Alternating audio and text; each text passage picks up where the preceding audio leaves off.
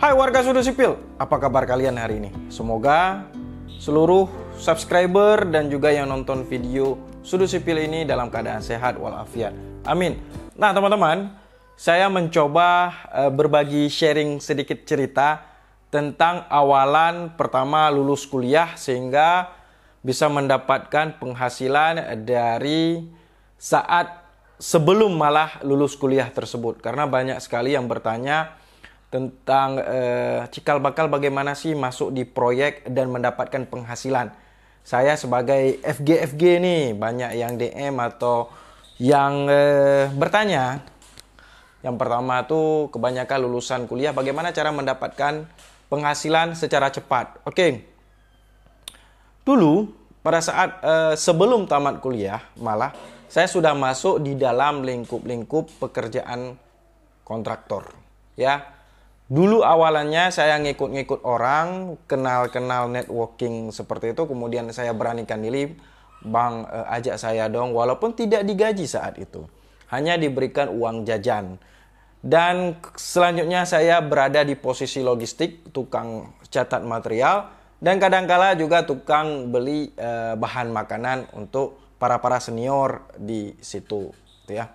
Nah itu cikal bakal awal namanya membangun networking atau membangun jaringan dalam mendapatkan pekerjaan yang lebih layak ke depan.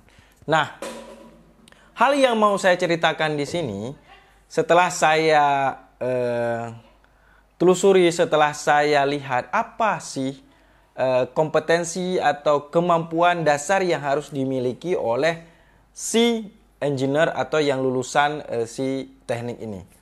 Tentu yang pertama adalah kemampuan dalam konstruksi sendiri. Artinya bisa membaca gambar dan mampu menerjemahkan gambar tersebut ke dalam kenyataan, ke dalam realisasi pekerjaan yang nyata. Nah, itu satu kemampuan. Yang kedua, dia bisa membuat atau menciptakan yang namanya administrasi daripada proyek tersebut. Jadi jangan sepele dengan administrasi proyek, karena tanpa administrasi proyek itu tidak bisa dibayarkan, bos. Ya, ini harus diingat. Apalagi yang namanya proyek pemerintah, administrasi dan dokumentasi serta arsip, tiga komponen itu menjadi dasar utama daripada pembayaran si proyek tersebut. Tanpa administrasi, semua tidak bisa dibayar. Tanpa dokumentasi, semua tidak bisa dibuktikan.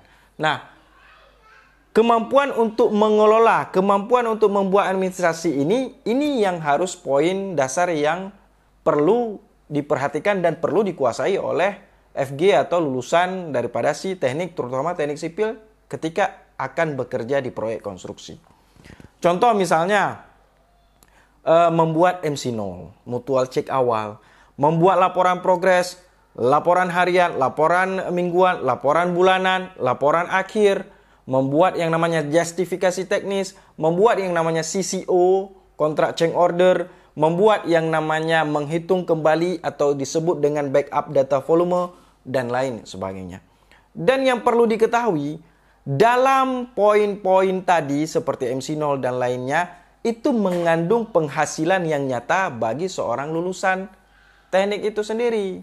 Contoh misalnya pada saat saya dulu, dengan hanya membuat administrasi, contoh yaitu membuat MC0 pada sebuah pekerjaan proyek konstruksi, saya sebut saja pada tahun 2014, ya, kita membuat yang namanya MC0, mutual check awal daripada suatu proyek, ya, yang terkandung di dalam MC0 itu bukan cuma satu item pekerjaan, melainkan mulai dari MC0, backup volume, kemudian ada yang namanya shop drawing, ada yang namanya as-build drawing, ada yang namanya realisasi, ada yang namanya final quantity, ada yang namanya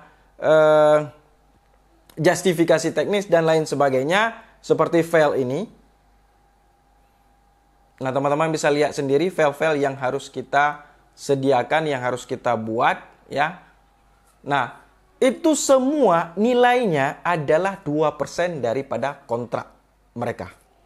Jadi bayangkan bila mana ada kontrak pekerjaan proyek tersebut adalah 1 M, 1 miliar, maka ongkos atau jasa membuat MC0 ini adalah 20 juta.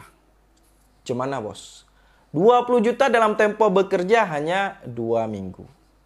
Nah, ini adalah mutiara-mutiara yang tidak diberikan informasinya secara jelas, gamblang kepada khalayak ramai. Kenapa? Karena itu adalah orderan. Karena itu adalah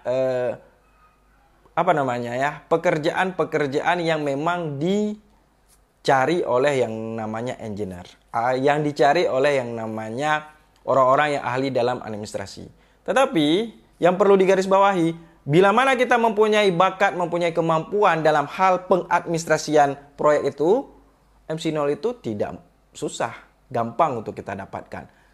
Ketika kita sudah tahu cara membuat MC0, nah langkah kedua adalah mencari objeknya, mencari proyeknya.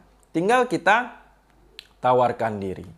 Nah, itu salah satunya. Dan contoh ini, file-file yang ini, seperti MC0, perhitungan data, termasuk shop drawing dan as build drawing yang saya sediakan, itu saya bagikan kepada teman-teman sekalian, kepada netizen, kepada warga sudut sipil yang membutuhkan, untuk menambah referensi belajar atau menambah literasi, tinggal dipelajari aja. Semuanya file soft copy sudah terlink sempurna. Jadi tinggal dipelajari, nanti bisa dibuka link rumusnya. Oh ini dari sini, oh ini dari sini. Ya, jadi bukan PDF. Jadi begitu seperti justifikasi teknis, kenapa, alasannya, bagaimana cara membuatnya itu ada semua.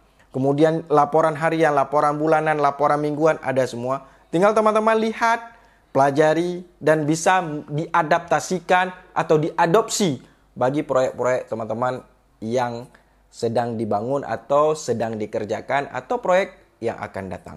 Oke, bila mana ada yang berminat, silakan DM Sudut Sipil atau langsung WA saja, ada nomor di deskripsi videonya. Bila mana membutuhkan dan bila mana yang berminat saja untuk belajar. Oke teman-teman. Semoga ini bermanfaat cerita kita mulai dari MC0.